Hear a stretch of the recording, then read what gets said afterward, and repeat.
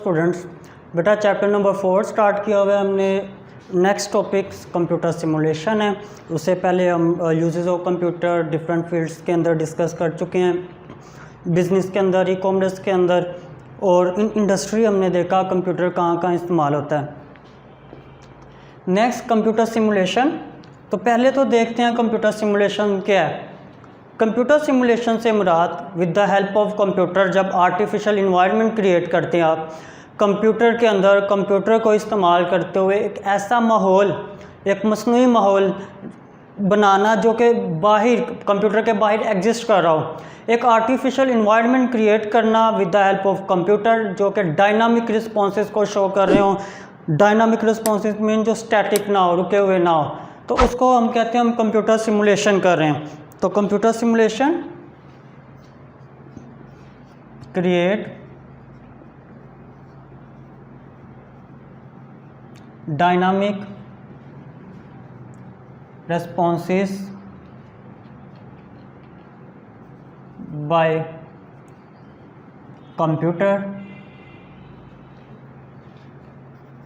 which might exist outside the computer। तो computer के अंदर कंप्यूटर की मदद से ऐसे रिस्पॉन्स, ऐसे काम क्रिएट कर देना जो कि माइट भी एग्जिस्ट कर रहे हो आउटसाइड द कंप्यूटर। बहुत सी एग्जांपल है इसकी, आपको माइट समझ आए। एक कॉमन एग्जांपल से समझते हैं। आप अक्सर आजकल देखते हैं टीवी के अंदर, न्यूज़ के अंदर कि बाहर का अगर बारिश हो रही है तो आपको वो न्यूज़ एंकर बता रहे होते हैं कि बाहर का मौसम ऐसा है, बारिश हो रही है, हवाएं चल रही हैं। वो स्टूडियो के अंदर खड़ी है, लाइक जैसे कि मैं यहाँ पर खड़ा हूँ तो वो भी स्टूडियो में खड़ी है, बट उसके इर्द गिर्द बाग हैं, दरख्त हैं, नीचे ग्रास आ रहा है, परिंदे उठ के जा रहे हैं। आप फील कर रहे होते हैं, आपको फील करवाया जा रहा होता है जैसे कि वो वाकई बाहर खड़ी है। तो वो क्योंकि वो डायनामिक रिस्पॉन्सेस क्रिएट किए जा रहे हैं with the help of computer simulation. आपको महसूस करवाया जा रहा है कि जैसे ये काम रियल में हो रहा है। उसके अलावा बेशुमार एप्लीकेशंस हैं, लाइक बहुत कॉमन एग्जांपल कंप्यूटर सिमुलेशन का जो यूज़ है, that is training of a pilot. एक पायलट को ट्रेन करना। हम क्या सोचते हैं पायलट को कैसे ट्रेन किया जाता है? ऐसा नहीं हो सकता लाइक जैसे हम लोग बाइक चलाना सीखते हैं तो वो साथ बैठ जाता है एक पर्सन और बताता है ये देखना मैं बाइक कैसे चला रहा हूँ, उसको समझा देता है। समझाने के बाद फिर कहता है आओ बैठो, मैं हाथ पकड़ के आपको पहले थोड़ा थोड़ा चलाना सिखाता हूँ।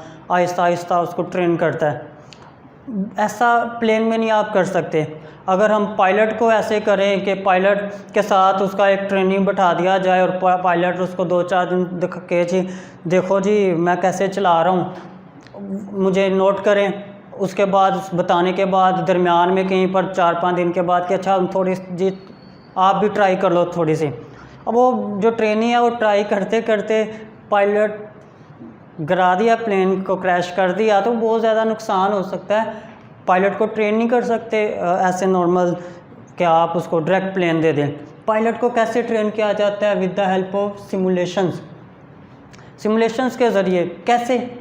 बिल्कुल ऐसे ही हमारे पास एक कंप्यूटराइज रूम है, लाइक जैसे ये रूम है बहुत बड़ा सा कंप्यूटराइज है। वो जो ट्रेनी है उनको उस रूम में दाखिल करते हैं, उनको लगता है मैं प्लेन में आ चुका हूँ। उनको एक ऐसा इन्वायरमेंट क्रिएट करके दिया जाता है कि उसको फील हो मैं प्लेन में हूँ। वहाँ पर उसकी ट्रेनिंग की जाती है, स्टार्टिंग में उसको सिखाया जाता है और वहाँ पर सीख रहा है, उसको फील हो रहा है कि जैसे मैं रियल में प्लेन चला रहा हूँ। क्यों फील हो रहा है? बिकॉज हमने यूज़ किया सिमुलेशन का। हमने with the help of computer LCDs लगाएं, सेंसर लगाएं और हमने उस रूम को ऐसा उसको फील करवाया जैसे वो प्लेन है और उसको वो लगेगा मैं प्लेन चला रहा हूँ। वहाँ पर उसको ट्रेन करेंगे, वहाँ पर ट्रेनिंग दी जाती है। तो ट्रेनिंग को pilot with the help of simulator की जाती है। सिमुलेशंस का वो यूज़ है। आप लोगों ने बहुत सी गेम्स हमारे पास मौजूद हैं। बच्चा बाइक चला रहा है और उसको बाइक के ऊपर बैठा है वो या गाड़ी के ऊपर बैठा है वो जिस डायरेक्शन में मूव करता है उसी डायरेक्शन के अंदर वो बाइक या गाड़ी मूव हो रही है इन गेम, उसको फील हो रहा होता है मैं रियल में बाइक चला रहा हूँ। सिमुलेशन की मदद से टीचर्स हम जो हैं बहुत से ऐसे एक्सपेरिमेंट होते हैं जो बच्चों को नहीं करवा सकते, ख़तरनाक हो सकते हैं ड्यू टू मैनी रीजंस, तो उनको डायरेक्ट वो एक्सपेरिमेंट करवाने की बजाय हम क्या करते हैं, सिमुलेशंस की मदद से उनको वो सिखा देते हैं। तो सिमुलेशन की मदद से वो एक्सपेरिमेंट बच्चे परफॉर्म कर लेते हैं, उनमें कोई ख़तरा भी नहीं होता, उनको वो समझ भी आ जाता है। सिमुलेट डैम बनाए जाते हैं, जब डैम बनाए जाते हैं तो हमारा क्या ख्याल है कि वो डायरेक्ट डैम बना दिए जाते हैं। आप देखते हैं वो आपको दिखा रहे होते हैं डैम और कंप्यूटर की मदद से कि ये डैम है, यहाँ से पानी आ रहा है, यहाँ से टरबाइन चल रहे हैं, और इस पूरा एक साइकिल जो है उसका दिखाते हैं। वो क्या है, वो एक सिमुलेशन है जो कि डायनामिक रिस्पॉन्स क्रिएट कर दिए गए हैं with the help of computer. Simulation computer की मदद से की जाती है, कंप्यूटर नहीं है तो सिमुलेशंस तैयार नहीं की जा सकती, तो कंप्यूटर यूज़ हो रहा है। तो computer simulation is very important in present as.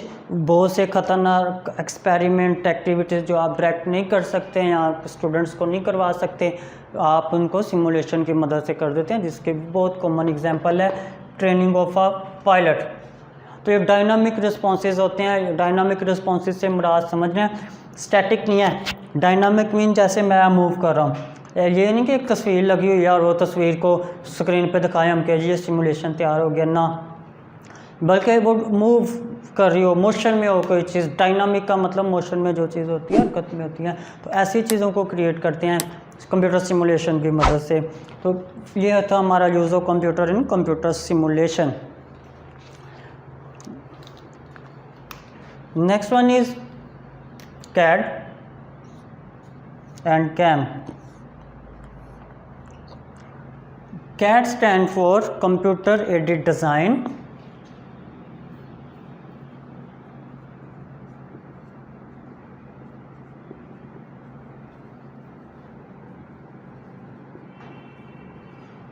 तो कंप्यूटर एडेड डिज़ाइन क्या होता है? CAD मीन कंप्यूटर की मदद से जब आप प्रोटोटाइप चीज़ों के नक्शे, इमेजेस, डिज़ाइन बना लेते हैं तो इसको हम कह रहे हैं CAD है। कंप्यूटर की मदद से डिज़ाइन बनाना, कंप्यूटर एडेड डिज़ाइन। क्या मतलब कंप्यूटर की मदद से डिज़ाइन बनाना और क्यों बनाना? सिंपल, आप देखते हैं मोस्टली गाड़ियों, जब गाड़ी बनाई जाती है, एक नई कार बनाई जाती है तो डायरेक्ट नहीं मैन्युफैक्चर कर दी जाती, पहले कंप्यूटर की मदद से क्या किया जाता है, उसका 3D डिज़ाइन तैयार किया जाता है। लाइक अगर ये हम बना सकें, लाइक ये 3D डिज़ाइन नहीं है, तो एक उसका डिज़ाइन तैयार किया जाता है गाड़ी बनाने से पहले। अब वो ये गाड़ी है, वो 3D डिज़ाइन से मुराद वो आपको रोटेट करके दिखाए, चारों तरफ से ऊपर नीचे घूम रही है, आपको पता चल रहा है उसका डिज़ाइन के गाड़ी कैसे बनेगी। तो आपने भी गाड़ी नहीं बनाई, आपने उसका एक डिज़ाइन बनाया, 3D डिज़ाइन बनाया है। तो इस प्रोसेस को हम कह रहे हैं CAD है, कंप्यूटर एडेड डिज़ाइन है। तो CAD जो होता है, CAD के बहुत से मकसद होते हैं बनाने के। एक तो ये है कि ये हमारी फाइनल इनपुट ऑफ डिज़ाइन, उसके जो नक्शा है, उसका जो डिज़ाइन है, उसकी फ़ाइनल इनपुट है कि उसको बनाने से पहले हमने डिसाइड कर दिया है कि हमारी जो प्रोडक्ट है, यहाँ हम स्पेसिफिक प्रोडक्ट कार की बात करें, वो हमें कैसी नज़र आएगी, तो उसका 3D डिज़ाइन बनाया, date is called CAD। Outline आप तैयार कर सकते हैं, outline of production and assemble the procedure, आप फ्लो बना लेते हैं पूरा का पूरा किसी भी प्रोसेस का। तो CAD कंप्यूटर की मदद से design, computer design, CAD is a process to design with the help of computer is called CAD। CAD के लिए हमने पढ़ा कि जो इनपुट डिवाइस है, joystick can also be use for CAD।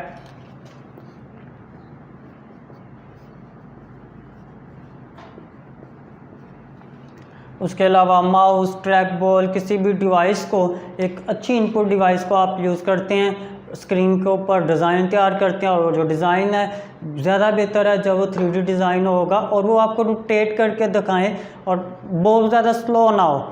Speed के साथ हो रही है, वो बहुत ज़्यादा स्पीड भी नहीं, एक नॉर्मल, कि ये ना हो कि बहुत ज़्यादा सुस्त आहिस्ता आहिस्ता वो रोटेट करके दिखा रहा है। तो कैड हमारी फाइनल इनपुट हो जाती है। जब आप एक चीज़ को बनाने से पहले उसका डिज़ाइन तैयार कर लेते हैं तो फिर हमें पता है कि हमारी प्रोडक्ट ये है और अब इसको आप मैन्युफैक्चर कर सकते हैं। तो कैड इज़ द इनपुट, हमारी फाइनल इनपुट है manufacturing process.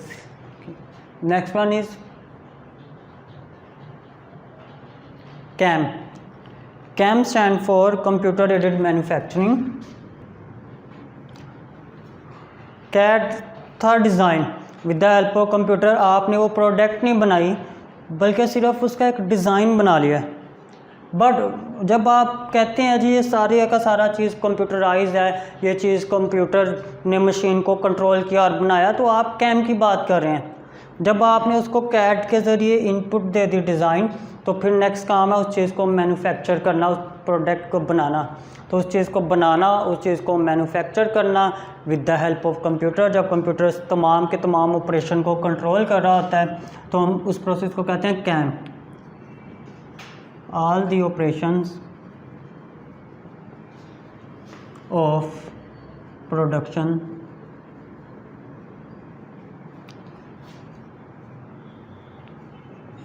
Control by computer. Computer को आप इनपुट दे देते हैं जिसमें से एक कैड के ज़रिए डिज़ाइन किया गया, उसका इमेज भी है, 3D डिज़ाइन है, और जितनी इनपुट रिक्वायर है आपने एक बार दे दी। कंप्यूटर में ने तमाम मैन्युफैक्चरिंग प्रोसेस को कंट्रोल किया। आपकी अगर प्रोडक्शन असेंबलिंग करनी है, किसी चीज़ों को असेंबल किया, तो पूरी की पूरी प्रोडक्ट प्रिपेयर करके आपको दे दी। तो कंप्यूटर की मदद से मैन्युफैक्चरिंग करने के प्रोसेस को हम कहते हैं कैम। इसका फ़ायदा ये है कि एक तो आपकी जो आउटपुट होती है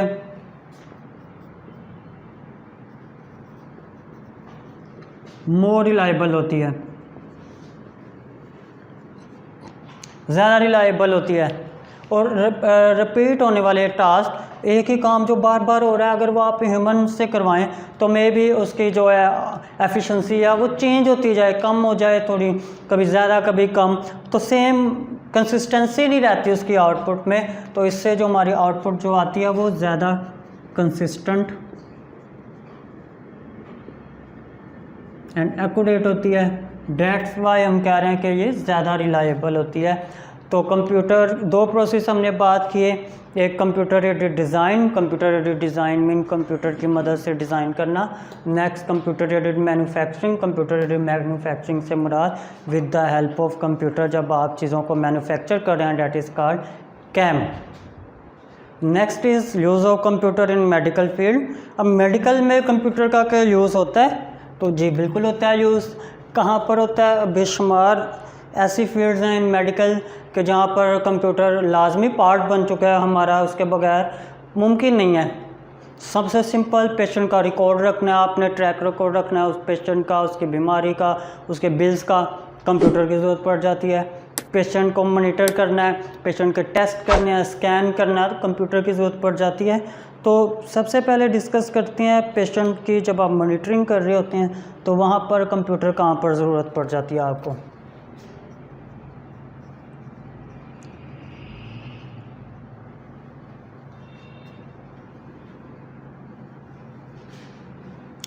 तो मॉनिटरिंग के दौरान देखिए, ऐसे पेशेंट जो बहुत ज़्यादा इल है, आप कह सकते हैं क्रिटिकल इल है,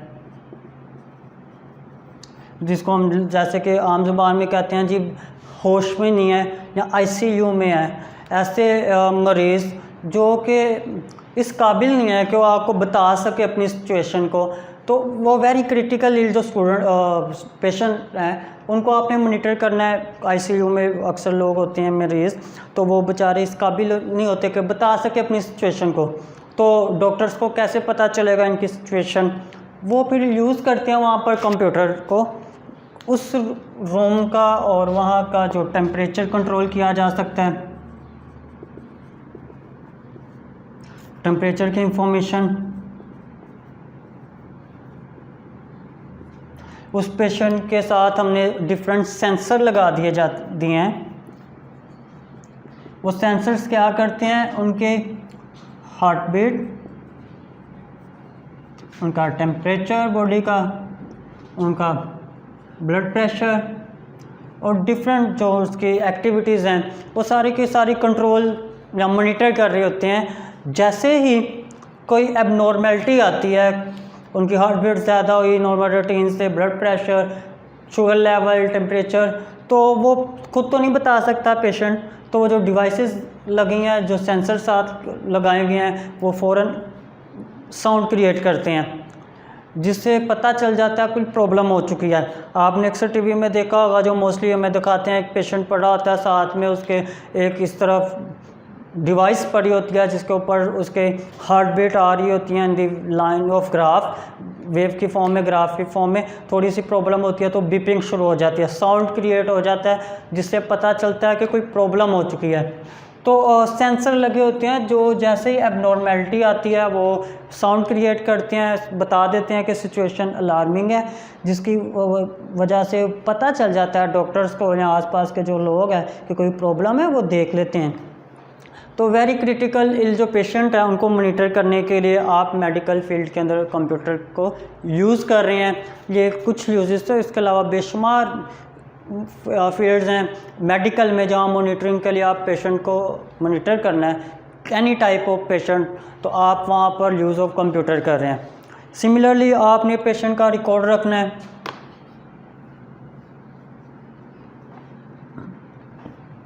वहाँ पर भी यूज़ ऑफ कंप्यूटर है।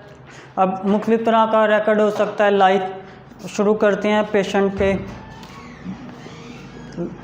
कि कब वो एडमिट हुआ, वहाँ पर उसके जो बिल्स हैं, मीन फाइनेंशली जो प्रॉब्लम आती हैं रिकॉर्ड मैनेज करने के लिए, वो भी आप कंप्यूटराइज कर लेते हैं। उसका रूम नंबर, उसकी डिजीज़ के बारे में जितनी इंफॉर्मेशन है, तो सारी की सारी जो इंफॉर्मेशन है that can be store in a computer. तो कंप्यूटर में आप पेशेंट का रिकॉर्ड कर लेते हैं। आप अक्सर देखते हैं, आप हॉस्पिटल्स में जाते हैं तो रिसेप्शन पर जाते ही अगर आप पेशेंट का बताएं जी एक्स वाई या जी पेशेंट, तो वो फ़ौरन कंप्यूटर में नेम लिखते हैं और बता देते हैं कि वो फ़लाँ रूम में है। कैसे पता चला? क्योंकि कंप्यूटराइज किया हुआ है हमने उसका रिकॉर्ड सारा का सारा। आपने पे करना है तो वो कंप्यूटराइज इनवॉइस आपको ला के दे देते हैं। ना कि सिर्फ फाइनेंशली पेशेंट के, बल्कि पेशेंट की जो बीमारी का ट्रैक रिकॉर्ड है वो भी कंप्यूटर में स्टोर होता है। इजीली फ़ायदेमंद होता है अगर आप पेशेंट की सारी मेडिसिन, उसकी बीमारी कंप्यूटर के अंदर डेटाबेस में स्टोर की। अब क्या फ़ायदा है? क्या होता था पहले के जब फाइल सिस्टम होता था, एक जगह पर हॉस्पिटल में एक पेशेंट है, उसकी फ़ाइल उसके पास पड़ी होती थी, फ़ाइल पे लिखा होता था। उसको चेकअप के लिए किसी दूसरे रूम में, लैब में जाना पड़ता था, तो वो बेचारा क्या करता था, फ़ाइल को साथ साथ लेकर घूम रहा है। फ़ाइल अगर पीछे रह गई तो वापस आना पड़ता था उस फाइल को लेने के लिए। लेकिन अब ऐसा नहीं है, कंप्यूटर में सारा रिकॉर्ड सेव है, तमाम का तमाम। वो पेशेंट खुद चला गया नेक्स्ट कंप्यूटर पर, नेक्स्ट रूम में जब जाए वहाँ पर उसका सारा का सारा रिकॉर्ड अवेलेबल है। तो फाइल का सिस्टम ख़त्म हो चुका है, फ़ाइल को संभालना, साथ ले लेके चलना। तो इससे हेल्प मिल रही है दोनों को, हॉस्पिटल्स में जो स्टाफ है उनको भी फ़ायदा, जो पेशेंट है उनको भी, कि उनको रिकॉर्ड साथ साथ लेकर नहीं चलना पड़ता। तो आप रिकॉर्ड को स्टोर कर सकते हैं इन कंप्यूटर। तो ये फ़ायदा है हमारा कंप्यूटर का यूज़। तो हमने बात की उसको एडमिट करने के लिए disease plus all the record can transfer bye network. Network के ज़रिए आप तमाम का तमाम जो रिकॉर्ड है वो ट्रांसफ़र कर लेते हैं from one room to another. यहाँ पर भी आप कंप्यूटर को यूज़ कर रहे हैं, तो मेंटेन करना रिकॉर्ड आसान हो जाता है हमारे लिए। नेक्स्ट लास्ट वन जो हमारी बुक में सिलेबस में लिखा हुआ है कंप्यूटर का use in medical, that is diagnosis.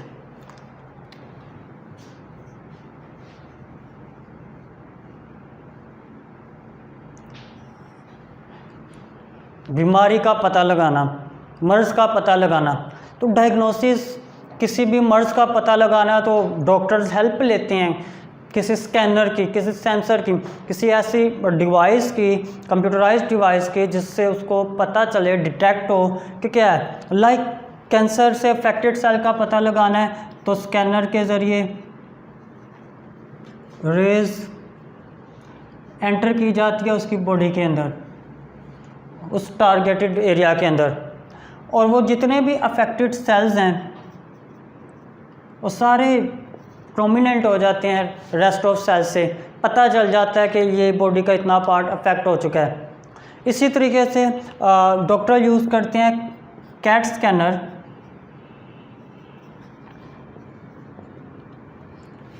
किस काम के लिए, to C beneath the skin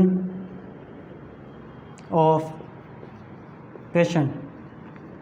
patient के स्किन के नीचे देखना है, बॉडी में स्किन के अंदर देखना चाह रहे हैं तो हम कैट स्कैनर है, कैट स्कैनर से रेज शुआएँ पास की जाती हैं जो उसकी बॉडी पे गई और उसने उसके नीचे का इमेज ला के दिखा दिया, तो वहाँ पर जो प्रॉब्लम है डायग्नोसिस में हेल्प करता है कैट स्कैनर। तो बेशुमार ऐसे हमारे पास स्कैनर हैं, डिवाइसेस हैं जिनको डिफरेंट टाइप ऑफ जो उनकी डिजीज़ हैं उनका पता लगाने के लिए हम यूज़ करते हैं। तो कंप्यूटर ना होता तो इतना इजी ना होता पता लगाने के लिए कि बॉडी के इनर जो पार्ट है, अंदर है, जो हमें नज़र नहीं आ रहे, कहाँ प्रॉब्लम है और क्या प्रॉब्लम है। तो medical field also dependent on computer. हमने देखा कि मरीज़ के रिकॉर्ड से लेकर उसको मॉनिटरिंग तक और फिर डायग्नोसिस तक सारा का सारा जो है डिपेंड कर रहा है सिस्टम कंप्यूटर के ऊपर। आपने रिकॉर्ड सेव किया, आपको पता चल जाता है, बीमारी की हिस्ट्री हमारे पास सेव हो जाती है, इन फ्यूचर हेल्प कर सकती है, या उसको अगर इन पास ऐसी कोई बीमारी थी उससे हेल्प ली जा सकती है कंप्यूटर की मदद से, इसलिए हम कर सकते हैं। ट्रैक रिकॉर्ड हमारे पास सेव है। अगर पेशेंट क्रिटिकल इल है तो वहाँ पर कंप्यूटर आ जाता है रेस्क्यू करने, सेंसर की मदद से मॉनिटर कर रहा है, उसको 24 घंटे मॉनिटरिंग की जा सकती है उसकी। जब हम बात करते हैं बीमारी की तो पता नहीं चल रहा क्या बीमारी है, बॉडी के किसी पार्ट में कोई प्रॉब्लम है, तो वहाँ पर आप डायग्नोसिस कर सकते हैं with the help of any type of device scanner. तो ये हमारे पास यूज़ था कंप्यूटर का in medical field, simulation and CAD and CAM के हमने देखा। नेक्स्ट लेक्चर में नेक्स्ट टॉपिक को डिस्कस करेंगे। तब तक के लिए अल्लाह हाफिज़ बेटा, टेक केयर।